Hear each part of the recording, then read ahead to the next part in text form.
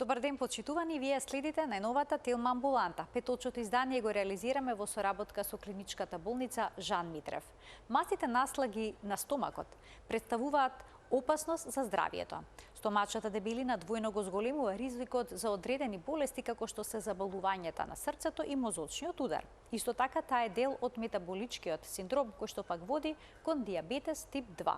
Па на каков начин да се бориме против овој тип на дебелина, ќе запрашаме доктор Џулијана Михајловска, ендокринолог во клиничката болница Жан Митрев. Разговорот ќе го проследите веднаш по рекламите. Се гледаме набрзо во студијата.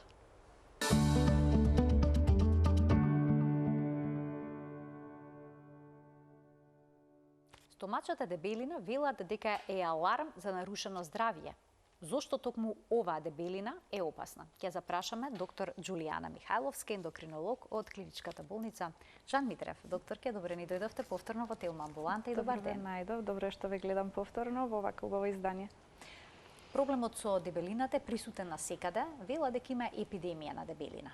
Но стомачната и дебелина се издвојува како посебен ризик фактор. Зошто е тоа така? Па тука би додала дека не само стомачната, туку општо познато како дебелина, која што можеме да ја поделиме нели на внатрешна или околу органите или висцерална дебелина и периферната дебелина која што се манифестира на голо око може да се види, е ризик фактор за многу болести понатаму во текот на животот. Проблемот е тоа што луѓето уште во млада возраст, да речеме, па веќе и децата, каде што денеска во денешно време се повеќе младите се како целна група со која што треба да се работи за воспоставување на здрав режим на исхрана и здрав начин на живот, каде што не би се соочиле со вакви проблеми во понатамошниот тек на животот. Ова се увиде, се утврди дека е ризик за понатамошни болести, како што се хипертензија, диабет, инсулинска резистенција, висок крвен притисок, па и понатаму нели посериозни многу компликации. Како напредува возраста, така се потешко можеме да се справиме со килограмите, затоа што порано во млада возраст тоа е водесто, тоа е повеќе порастресито. Како старееме, се повеќе и повеќе нели естрогенот опаѓа кој што ни помага во борбата против да речам против дебелината. Воедно и останатите параметри кои што не штитат опаѓаат, односно се намалува нивниот ефект и така доаѓа до сушење на тоа масно ткиво, народски кажано, и таложење на места каде што не треба да се таложи и тука веќе имаме не само естетски, туку и здравствен проблем.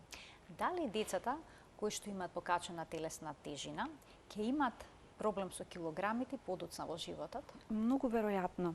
Знаете, дебелината е не само, например, сите викаме јадеш многу, имаш проблем со количината на храната што се внесува. Меѓутоа, според Светската здравствена организација, веќе дебелината спаѓа е дефинирана како болест на зголемен внес на зголемен калориски внес на храна, која што не се троши и која што се депонира во телото. Така да со текот на годините, да речеме, храната можеме да ја регулираме, можеме некако да влијаеме на тој фактор. Меѓутоа, генетиката, значи наследниот фактор, факторите од околината, општеството, социјалата, средината, самата по себе, ни наметнува некаков ритам на однесување, на функционирање, кој што дополнително ни ја отежнува состојбата, нели, со таа состојба. Меѓутоа, доколку овие се неменливи фактори, да речеме, значи социјалниот статус, генетиката, тоа не може да се промени. Единствено на што можеме ние докторите да влијаеме или вие самите како пациенти да влијаеме, може со правилен или со контролиран внес на храна. Многу пациенти кога ќе дојдат во амбуланта кажуваат што и да внесам се ми се лепи, а не јадам толку. Знаете, денеска имаме, вистина е дека имаме и такви пациенти кај што се склони кон дебелење, меѓутоа сепак се испоставува, како што текот на времето покажува, дека храната итекако е важен фактор во оваа целокупна состојба.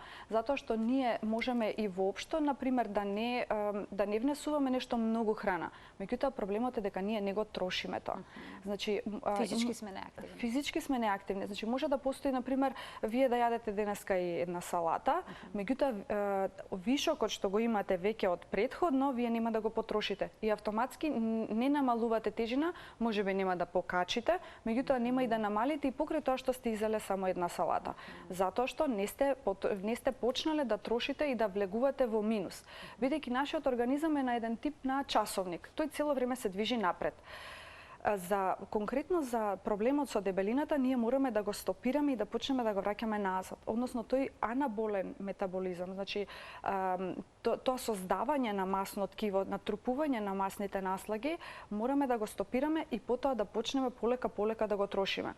Како што настанува, тоа е еден хроницитет кој што трае многу време, и сега пациентите кога ќе одлучат дека јас од денеска се менувам, и очекуваат брзи резултати.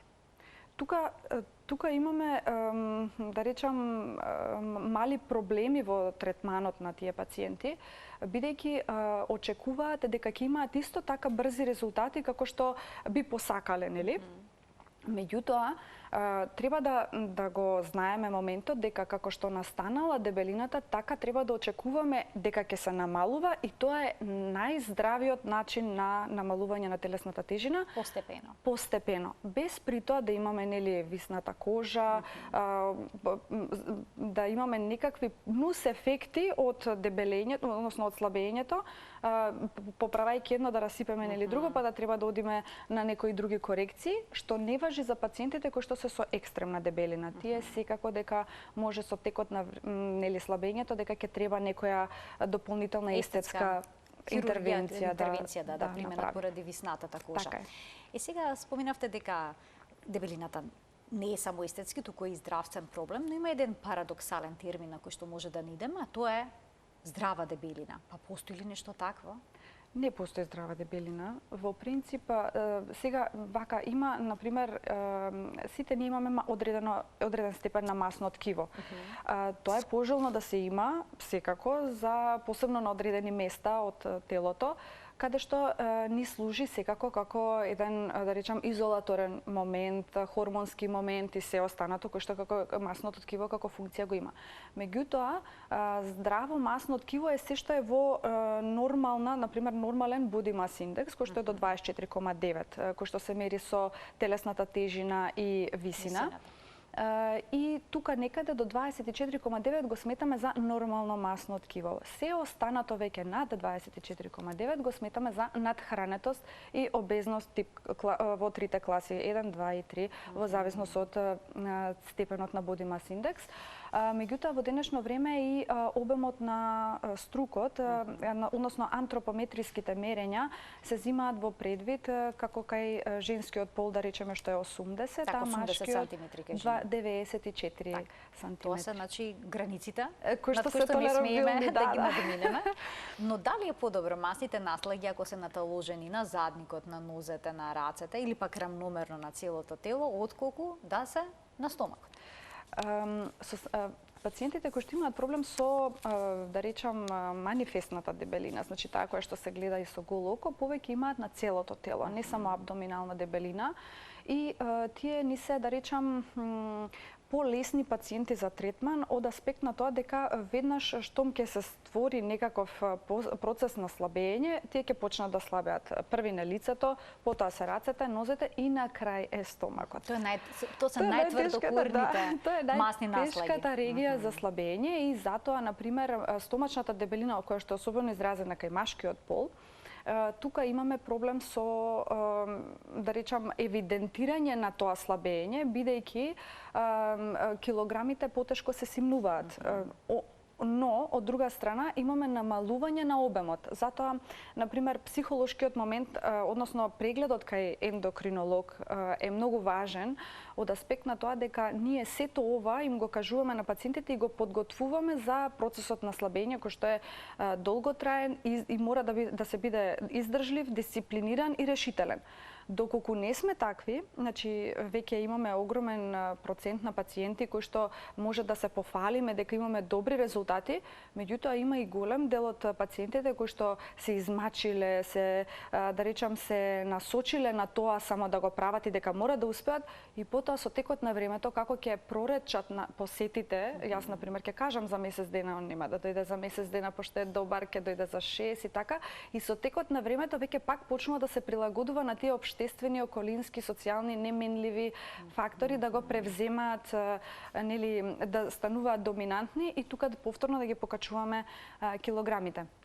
Да се навратам на прашањето, значи кај пациентите кои што имаме абдоминална дебелина, тие најчесто слабеат во обем. Значи тие не слабеат во килограми, може сега се разбира, меѓутоа тоа е подолг процес.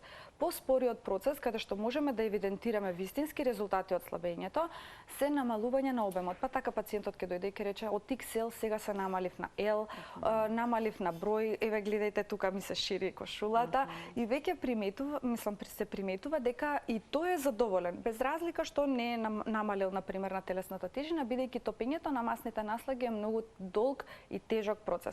Каде што во тој процес имаме и стагнација, имаме и покачување, имаме и намалување и тоа е сосема нормално. И пациентите мора тоа да го знаат, дека во секој процес на слабење не значи дека ако се стагнира, се прекинува процесот на слабење. Значи тоа е само циклус кој што треба да се премине, да се надмине и потоа повторно да се продолжи нели со тој надолен процес. За мажите покарактеристична оваа стомачна дебелина, односно пивскиот стомак го нарекуваат, а кај жените се јавува особено во периодот на менопаузата. И тогаш тие се жалат дека што и да направат, каков режим на исхрана и да применат, сепак таа стомачна дебелина е тврдокорна, упорна и никако не може да се елиминира. Што е одговорно за појавата на стомачна дебелина на оваа возраст кај жените? Вака, најчесто се обвинува тука естрогенската дефициенција, односно естрогенскиот дефицит или намалување на нивото на естрогенот во крвта, кој што нормално се случува. И тука веќе да речеме се бориме и со уште еден фактор плюс на кој што можеме да влијаеме, нели, со вештачка субституција или вештачка замена на естрогенот, меѓутоа и тоа си носи некои последици или ризици по здравјето и да речеме дека би препорачале баш кај тие пациенти поголема внимателност во однос на исхраната како единствено нешто кое што можеме да влијаеме и можеме да го регулираме тоа, бидејќи овие други работи не можеме. Кај тие пациенти кои што не им пречи да речам естрогенскиот заместителен момент, може да им се предложи и замена со естрогенската терапија, но тоа не значи дека нема да бидат повторно се покачена телесна тежина, нели, ако секако се претерува со овој од овој дел од третманот на регулација на внесот на храна. Кога зборуваме за стомачата абдоминалната дебелина, кои масти се всушност проблематични? Дали во нешто се подкожни или пак тие што се наоѓаат меѓу тие масни наслаги што се наоѓаат меѓу органите? Висцералните мастини се поголем проблем. Тие што се меѓу органите. Тие што се меѓу органите, така е, затоа што тие всушност ја гушат функцијата, освен кај бубрегот, нели, бубрег во лој. Значи масните наслаги околу органите се тие кои што всушност го оптеретуваат дополнително органот да функционира нормално.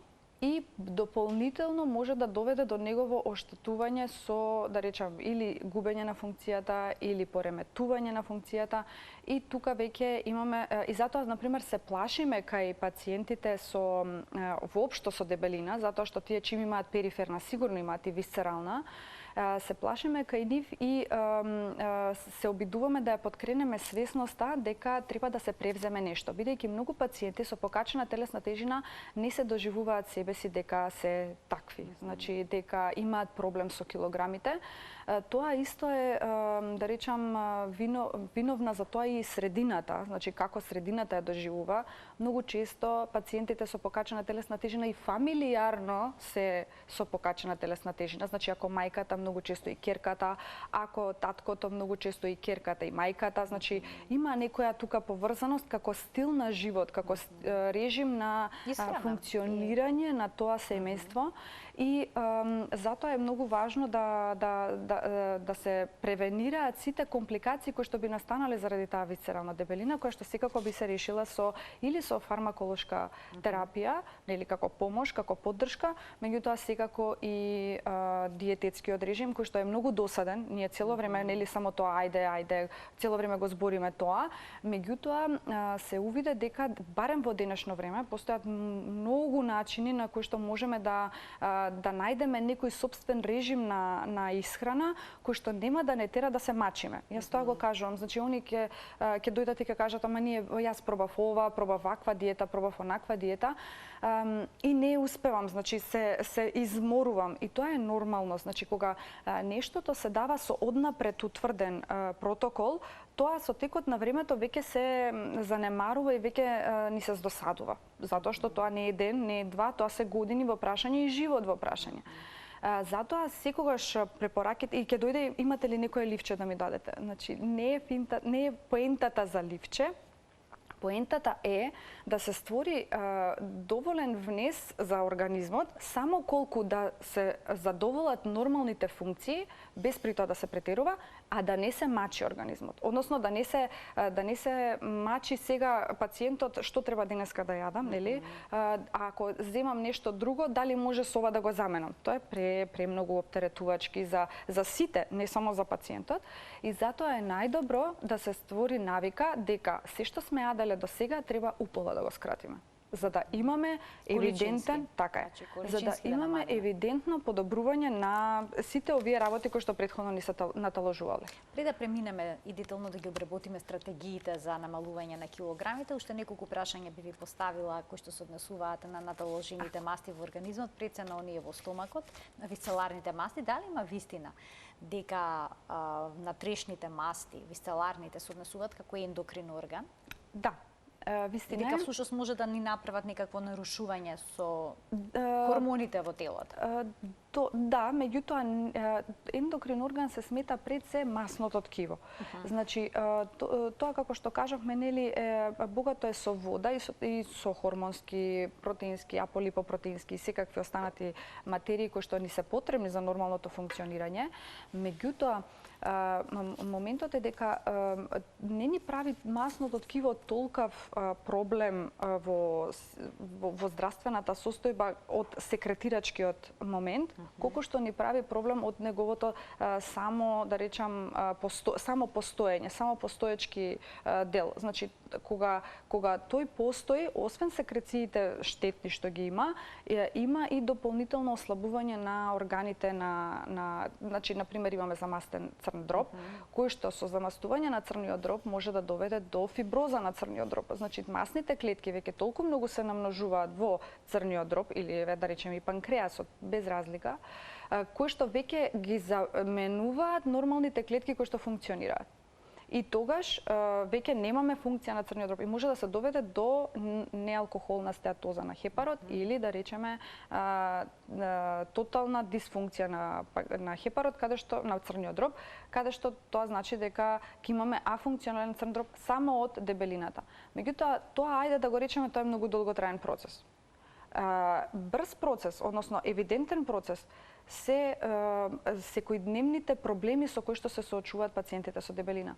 Само тие доктори, само тие професионалци кои што се занимаваат со оваа проблематика, можат вистински да кажат, и кои што живеат со тие пациенти, може да кажат со какви секојдневни проблеми се соочуваат тие. Првенствено со тоа дека не може да најдат облека соодветна за нив. Не можат хигиенските навики нормално да ги спроведат. Не можат да облечат чорапи. Тоа не може, обичниот свет тоа не може да го разбере. Едноставно, кога живееме ние, пошто во денешно време начините на третман се веќе и модернизирани и веќе сите тие контроли дозволуваат на некој начин да станеме семејство со тие пациенти. Значи, животот со тие пациенти, можам буквално да кажам, како дел од нив, е дека со намалувањето на телесната тежина, нивниот живот комплетно се менува. Просто е неверојатно кога ќе дојде пациентот и ќе каже дека прв пат сам без помош се избањал или прв пат сам без помош отишол во продавница и се вратил. Значи, тоа е не само сатисфакција, тоа е огромен успех првенствено за здравјето на самиот пациент. И тоа е тоа што мене ме плаши, например, кога ќе дојде некој пациент за слабење, меѓутоа е веќе екстремно. Значи, зборуваме за килограми од 140, 180, 280 килограми.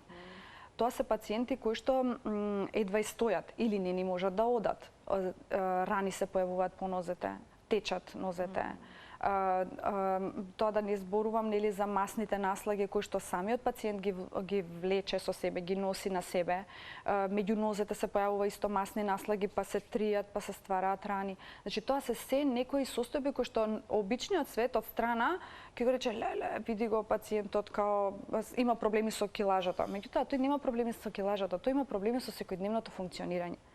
И затоа ми представува мене лично огромен предизвик, огромна благодарност имам до сите пациенти кои што до сега ги имам спроведено успешно, дека тие пациенти треба да им се овозможи посебен пристап, посебен третман, посебна благодарност за се она кој што они одлучиле, дошле, спровеле и имаат прекрасни резултати.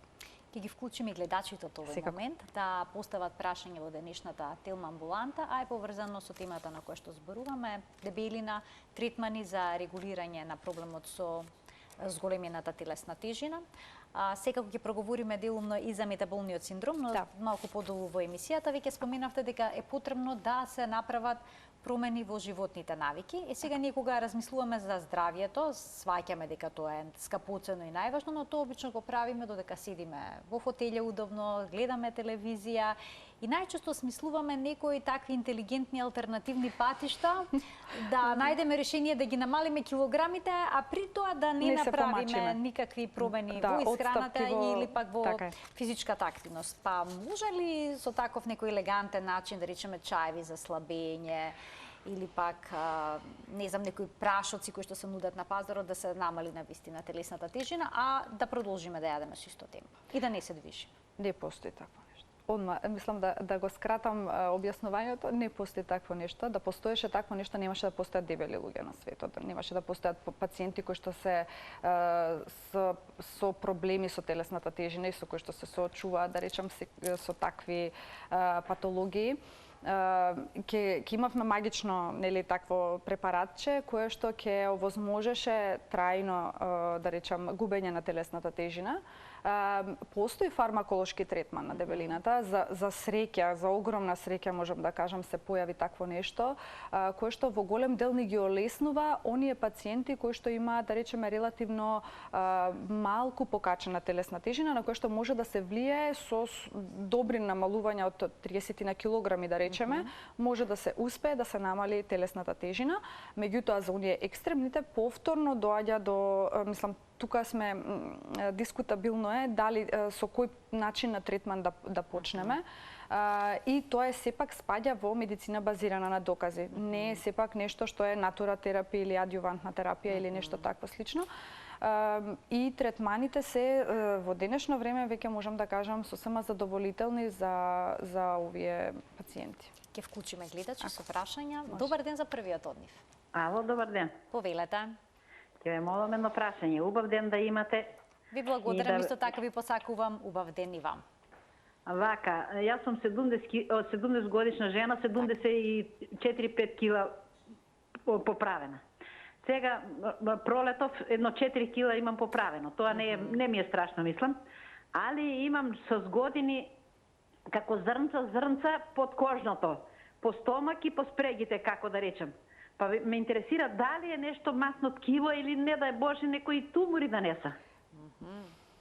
Така, ви благодарам за вклучувањето во програма. Можете ли вака по телефон да процените за што се работи? Значи, многу е важно, многу пациенти кои ќе се јават кај нас на клиника и кажуваат да се консултирам за дебелината со докторката ако може и сега по телефон. Океј, по телефон на пример ќе кажеме, ќе објасниме што се состои третманот и како. Меѓутоа, многу е важно да се види пациентот, да се прегледа пациентот, зошто секој пациент не е со иста тежина. Првенствено, секој има проблем со тежината, нели? Меѓутоа не е со иста тежина во однос на клиничката слика. Некој пациент има рана на ногата, некој има длабока венска тромбоза, некој еве вака, значи со некакви кожни промени. Тие кожни промени може да бидат од дебелината, да речеме, може да се липомчиња, може да се наталожување на масни наслаги по кожата. Меѓутоа, чим се појавуваат на одредени места, тоа може да се иритабилни од самата ткаенина, било што. Така да пожелно е пациентката првенствено да појде на кожен лекар.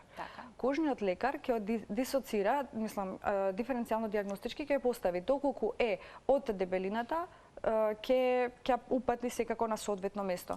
Меѓутоа, според ова 4 килограми не се нешто посебно за она да покаже такви промени од, да речам, од масното ткиво, и затоа би препорачала првенствено кожен лекар, па потоа да се види што понатаму. Пред да преминеме на следниот гледач, само да прашам, гледачката спомена, се поправи 4 килограми пролетта. Така. Дали е многу 4 килограми да се стават на 70 години?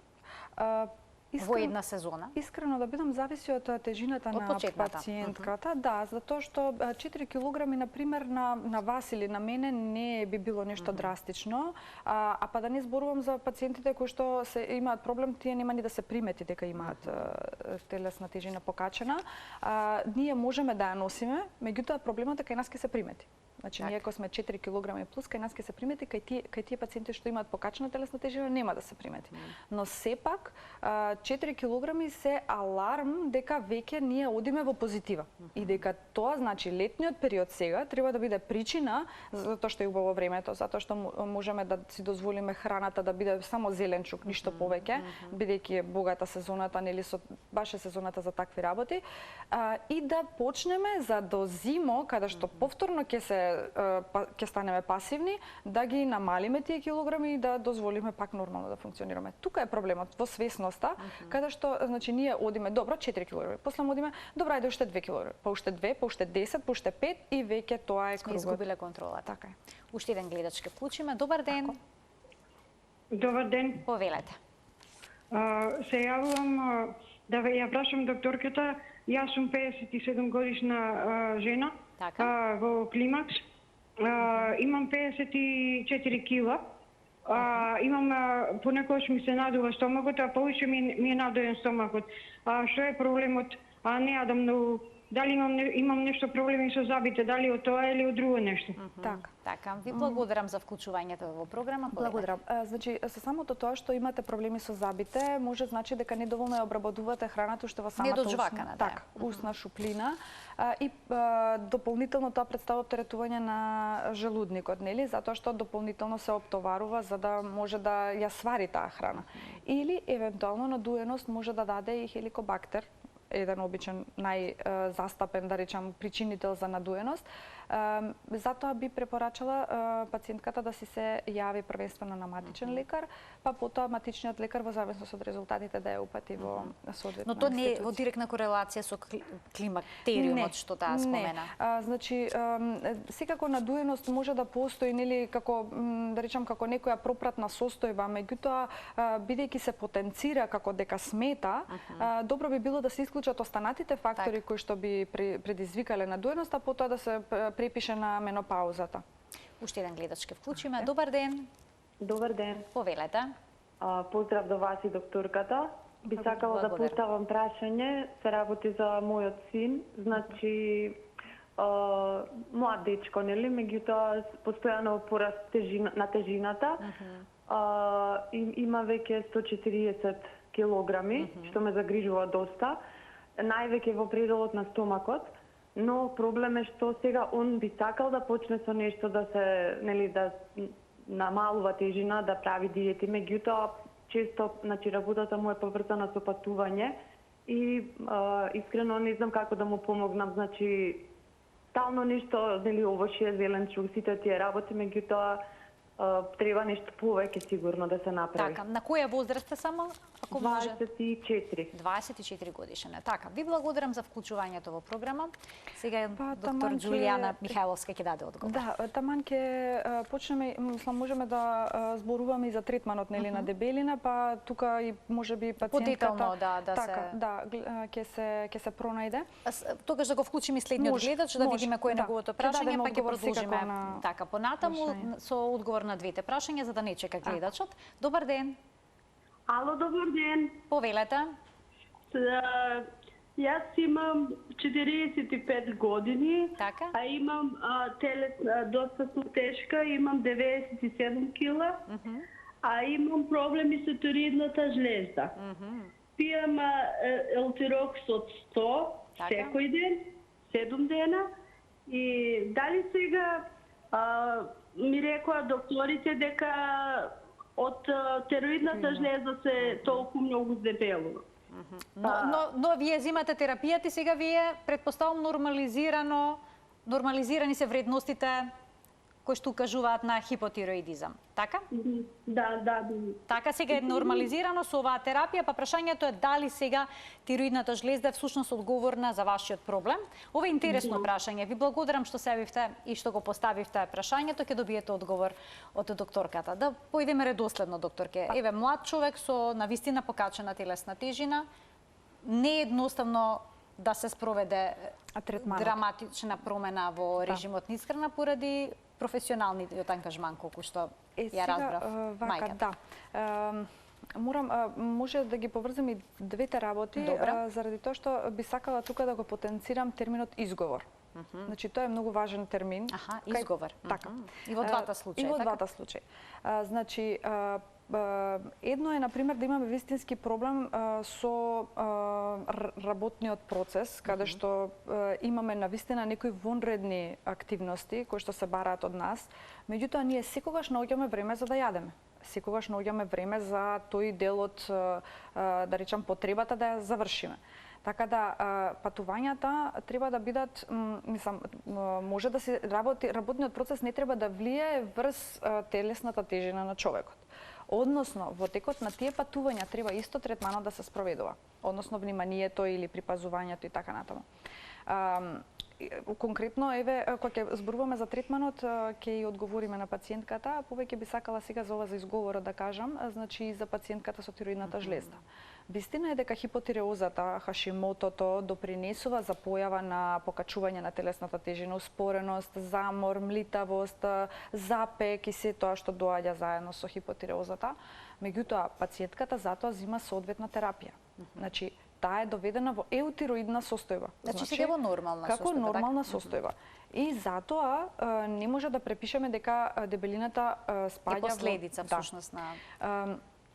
Сега во денешно време, еве би го почнала третманот на дебелина. Значи, првенствено е, ние нудиме, како болница, нудиме и хоспитален третман на дебелина, која што засега е единствена во регионот, каде што имаме тим од ендокринолог, психолог, физиотерапевт и сите останати пропратни, кардиолог, сите останати пропратни профили кои што треба да ускокнат во третманот.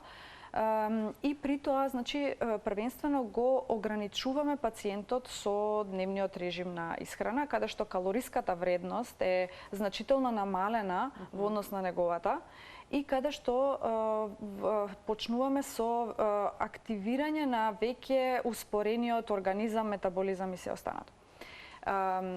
Тогаш гледаме колку тој режим помага, помага кај тие пациенти. Пациентка од 180 килограми, вистина е дека треба време, месец, два, меѓутоа слабеат по 60 килограми, што воопшто не е малку. И сето тоа се постигнува само со храна и само со физичка активност. Со ништо, ни фармаколошки третман, ни ништо друго посебно да воведеме во процесот. Кај некои пациенти правиме комбиниран третман. Хоспитален заедно со фармаколошки, значи со некаков од денешните лекови достапни. И тука веќе имаме уште по-убав ефект и по-лесен ефект за самиот пациент, а и за докторот со поголема сатисфакција да го гледа тоа. Значи, третманот би бил секогаш со диететски режим на исхрана, што се подразбира со намален калориски внес. Тоа не значи дека треба сега да се бројат калориите. Исто ќе потенцирам. Оптоварување од тој тип да не се наметнуваат. Меѓутоа, да се внимава кога се јаде. Еве, сега имаше Европски конгрес во Венеција за дебелина, каде што акцентот се беше на децата, каде што веќе има огромен број на деца со покачена телесна тежина, и на фармаколошкиот третман кој што ни укажува дека може да помогне, меѓутоа треба да сепак се почнува од начинот на исхрана и промените во животниот стил. Значи неизбежни се промените на животниот стил и начинот на исхрана. Така е. Не може само со фармаколошки третман и се да си остане исто. Така е. Така е. Нема да има резултати. Ќе има резултат, меѓутоа проблемот е тука дека фармаколошкиот третман ќе допринесе за намалување на тежината, ама постои можност дека по прекинот на фармаколошкиот третман, бидејќи тој треба да речеме да се прима година-две. Ограничен временски период. Така е, затоа што има, нели, и понатаму тој не е бомбона па да се прима неограничено многу, сепак има и он некакви ефекти предизвикува. Значи би го прекинале за да не биде постојано пациентот изложен на тоа, и потоа треба он да продолжи сам, треба да продолжи некако да живее. Така, значи ако он го нема воспоставено претходно овој режим функционален кој што би допринел за нормално функционирање, за намалување на телесната тежина, ние повторно ќе ги вратиме сите килограми назад. Значи нема враќање на стариот начин на живот. На старите прехранбени навики. Така е. На седечки начин. Така е. Значи се што не оди во прилог на пациентот, тоа треба да се смени. Значи пациентот самиот е многу свесен за тоа што му оди во позитива, што не му одговара, а го прави. Значи да речеме кога ќе дојдат пациентите, им дава месец дена фора. Месец дена за начинот на исхрана. Фастингот веќе во денешно време се покажа дека е многу корисен во многу студии. Кога зборувате за фастинг, тоа е наизменичното гладување? Така е. Значи каде што точно еве да не биде баш да речеме конкретен фастинг, туку да биде точно одредено време, да се знае кога се јаде, кога не се јаде. Не цело време добро, окей, ајде малку само да каснам, да дојадам тоа децата што оставиле, готвам да пробам, седнале сите и јас да не штрчам. Значи тоа се некои работи кои што допринесуваат за нас да имаме проблем. Мислам за нас, за пациентите, мислам како пациент се гледам сега. И тука веќе ние и онака имаме проблем, па ние уште дополнително заради другите го, мислам со изговор, нели секако, го зголемуваме нашиот, да речем, капацитет за толеранција и подобрување на состојбата. Имаме гледа, само да прашам колку време би требало да има гладување, да? Па барем, значи 12 часа е минимумот каде што желудникот од последниот оброк го обработува и треба да го заврши обработувањето на храната до следниот оброк. Значи тоа се минимум и колку е подолг периодот, значи во тие 12 часа се значи, троши, например, 7 часот навечер до 7 часот наутро се прави, мислам, гладување, а потоа може да се конзумира храна неограничено. Од 7 часот сабајле, од 7 часот вечер до 7 часот сабајле, значи дека се обработува храната што е внесена во текот на претходниот ден. И ние ништо не топиме тука. А не топиме ништо? Ништо. Тоа е се обработка на храната што е внесена претходно. Значи ние треба уште нешто плюс да додадеме, некоја плюс, да речам, сатница, за да може да почнеме да топиме. Тоа е целата филозофија. И, например, да речеме, да јадеме во 10 и во 5. И толку. Измеѓу може ужинки секако, меѓутоа после 5 веќе не се ни јаде, се стемнува, нема потреба. А некои пациенти викаат, ама јас заради лековите јадам. Значи, лековите не се поврзани со храната. Значи, ние имаме доволно храна во себе. Не може храната, мислам, не може лековите да работат за нас. Ние треба, односно не треба ние да работиме за лековите, туку лековите треба да работат за нас. Значи, ние треба да ги, да речеме, да ги пиеме лековите, но тоа не значи дека се треба ние да јадеме оброк. Тоа не збориме за пациентите кои што се, например, на инсулинска терапија. Така, ниф е веќе тие се не зборуваме. Ова се пациенти кои што имаат само проблем со тежината и примаат некоја си дополнителна терапија од типот витамини, од типот за притисок, за масти, значи тоа за инсулинска резистенција. Значи тие се, да речеме, пациенти кои што не се зависни од оброкот, а го користат како причина за да кажат дека треба да се внесе храна. Да каснат нешто. Да каснат. За да не ги боли желудникот. Имам уште еден гледач. Ајде. Добар ден. Добар ден за следниот гледач во денешната Телма амбуланта. Дали се уште го имаме гледачот на линија? На линија сум. Да, одлично ве слушаме, повелете. Добар ден. Добар ден. Добар ден. Ве слушаме одлично, добар ден. Само следете го разговорот преку слушалката. Така, не на телевизор, на малете го тонот. Така. Ало. Еве го слушаме одлично и го очекуваме прашање. 70 година. Така. 70 година имам, ама висока сум, не сум прашањето да објаснам оти. Така, значи имате 71 година, висока сте, да ти кажем како ваздух, ај по наше да речем, како миди за прдење. Имате гасови всушност. Гасови имам. Добро. А не јадам многу месо, така само поќе течно си јадам крстајци, доматчина, такви работи, а кој ќе јадам и одмah одам во поголема нужда. Значи имате проблем со цревата, всушност ве протерува храната што ја јадете, а имате проблем со дебелината или не? Не сум дебела, не. А, вие немате таков проблем. Добро, ви благодарам за вклучувањето во програм. Имате предвид дека денешната докторка е ендокринолог, не е гастроентерохепатолог, но еве сигурно може да даде некои насоки зошто би се создавале гасови по секој обрак. Веројатно тоа е пак не би навлегувала во друга специјалност, а меѓутоа начинот на исхрана многу влијае во создавањето на, односно разградбата на тие материи. Ферментацијата може да допринесе за појава на такви проблеми и добро е пациентката, например, да се јави на гастроентерохепатолог кој што ќе даде некакви насоки во однос на храната, како тоа да се избегне тој момент. Кога зборуваме за фармаколошките третмани, има најразлични, има во моментов еден што е страшно актуелен, со употреба на лекови за дијабетес. Така. И со нив се губат брзо килограмите, но има тука и одредени ризици за здравието. Смеат ли пациентите на своја рака да земаат? Да, тоа е многу добро прашање и тоа е многу важно да се потенцира, затоа што пациентите затоа постојат групи на лекови, затоа се поделиле лековите, дека може да се користат кај едните пациенти, може да се користат кај другите пациенти. Значи, едно е да се користи кај пациент со дебелина и кај пациент со дијабетес и дебелина. Зошто? Препаратите кои што се користат за дебелина се потенцирани само за дебелина и нивното дејство е стриктно на тоа насочено. Додека кај пациентите со дијабетес, другите препарати кои што се користат, се наменети првенствено за намалување на телесната тежина, за намалување на гликемиските вредности, а при тоа како дополнително дејство е и намалувањето на телесната тежина. Значи, така, например, некако да го сватиме тоа грубо, дека пациентите кои што имаат проблем со дебелината, кога ќе се постават на некаква терапија за дебелина, треба да се следат. Значи, потребно е да се прави ехо на тироидна, треба да се направи ехо на абдомен, треба да се направи општа лабораторија. Тоа не е заради тоа што на некого нас нели ни текнало, туку заради тоа што има некои работи кои што мора да се следат.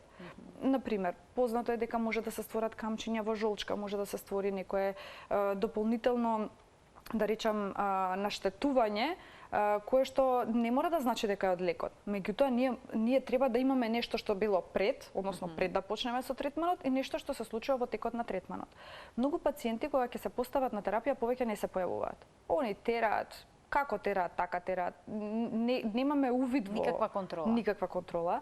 Значи, многу е важно да се, еве, например, послушните пациенти кои што се од друга страна, имам пациентка која што слабела 88 килограми, пациентка која што слабела 50 килограми. Меѓутоа, тоа се пациенти кои што се, да речам, дисциплинирани, каде што ќе се каже, например, контрола за месец дена. Зошто го викаме таа контрола за месец дена? За да видиме, има проблем како се соочува, има ли кризи за храна, има ли нешто што ја мачи, што би требало да смениме во распоредот. Значи, има зошто, нели, секако добро е да се направи крвна слика контролна. Зошто? Затоа што може да почне да расте мочната киселина, па може да се створи гихт, може да почне да страда, да речам, црниот дроб од тоа слабење. Не збориме сега дали е фармаколошко или само со диета. Не е важно. Самиот процес на слабење го предизвикува тој стрес на организмот, позитивен стрес, кој што првично организмот се буни и сака да се врати во онаа првобитна состојба од исконско време, каде што јадеме за за да преживееме, нели? И организмот смета дека нема да преживее ако не му се внесува храна. И тука се тие кризи кои што се појавуваат. Најтешки се првите 10 дена. Првите 10 дена ако ги поминеме заедно, ако ги издржиме, готово, значи тоа не е проблем више, понатаму секи се договориме. И бидејќи пациентот кој ќе дојде, што е тоа ништо, ја и онака не јадам од 9 сат, ја и онака не вечерам, ја и онака, ама кој ќе му ги кажеш на соките дека вака ќе правиш, и кога вистински ќе го спроведе тоа во реалноста, ќе свати дека навистина има проблем. Мислам, навистина е тешко. Јас лично на себе го имам применето тоа и се уште го применувам тоа, меѓутоа навистина во 9 часот навечер ме фаќа криза. И тоа некако мора да се... Има некој кој што сака да јадат навечер, или само навечер или, јадат. на пример, седи цела ноќ. И сега, реално дека нему ќе му се пријаде во 3 саат. И тоа се многу важни работи кои што не се обрнува внимание. Например, да речеме, гледачката што се јави за синот со работата. Значи, например, ако имаме ноќна смена, нормално е дека нему ќе му се јаде во текот на ноќта. Ама затоа треба да се изменаџира тој момент како може полесно да се истера. Од него, например, не може да се очекува фастинг дека ќе прави или например континуирано гладување, затоа што во текот на ноќта кај него е променет биоритамот комплетно. Секој пациент е различен. Различен пристап. За сите може би ќе важат некои слични совети, меѓутоа за секого различно ќе делува и различно. Индивидуализираниот пристап е всушност клучен за постигнување на резултатите при губењето на зголемената телесна тежина. Доктор, ќе ви благодарам многу за вашето денешно гостување. Благодарам, многу пријатно беше денеска вака како разговор си направивме од некоја општа тема која што ги засега буквално сите, значи не постои некој кој што во денешно време не се соочува со ова проблематика и навистина ги охрабрувам пациентите, односно ги охрабрувам сите навремено да почнат да си работат на себе и навремено да побараат помош доколку им треба. Ние им стоиме на располагање секогаш, во секое време, за евентуално да помогнеме и да поддржиме, да поттикнеме, да постигнеме добри резултати со кои што они имаат нормален, среќен и здрав живот. Што е клучно. Така е. Ви благодарам уште за гостувањето, а ќе им се заблагодарам на гледачите што беа денеска со нас во денешната Телма амбуланта која што реализиравме во соработка со клиничката болница Жан Митрев. Ви посакувам пријатен ден.